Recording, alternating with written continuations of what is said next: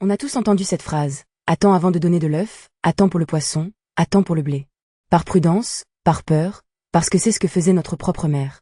Sauf qu'une grande étude française, menée par l'INRAE sur plus de 6000 enfants, dit exactement l'inverse. Plus tu retardes l'introduction des allergènes après 10 mois, plus tu doubles le risque que ton enfant développe une vraie allergie. Le paradoxe est saisissant. En voulant protéger, on fragilise. Pourquoi?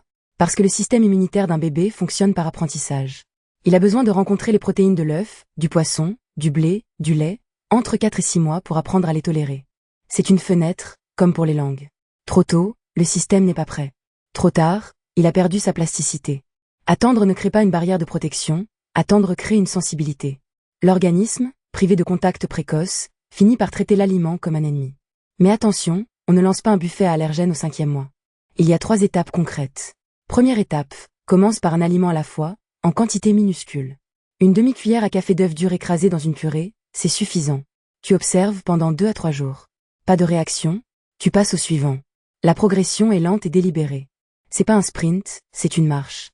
Deuxième étape, priorise les allergènes majeurs, ceux qui causent le plus de réactions.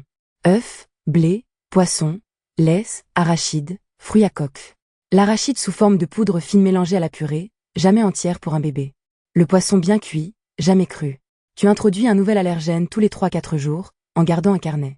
Troisième étape, continue d'en donner régulièrement après l'introduction. Une fois accepté, l'allergène doit rester au menu. C'est la répétition qui consolide la tolérance. Tu ne fais pas d'une fois et terminé. C'est comme le sport, ça s'entretient. Et si tu as le moindre doute, ton pédiatre est ton meilleur allié. Une peau eczémateuse sévère, un parent allergique, un frère aîné avec des allergies. Ce sont des cas où on parle avec un spécialiste avant. Pas pour empêcher, mais pour calibrer.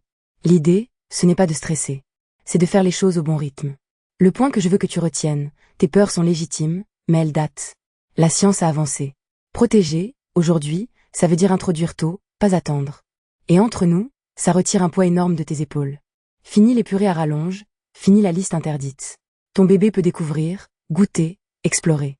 La diversification redevient ce qu'elle doit être, un plaisir partagé, pas un champ de mine.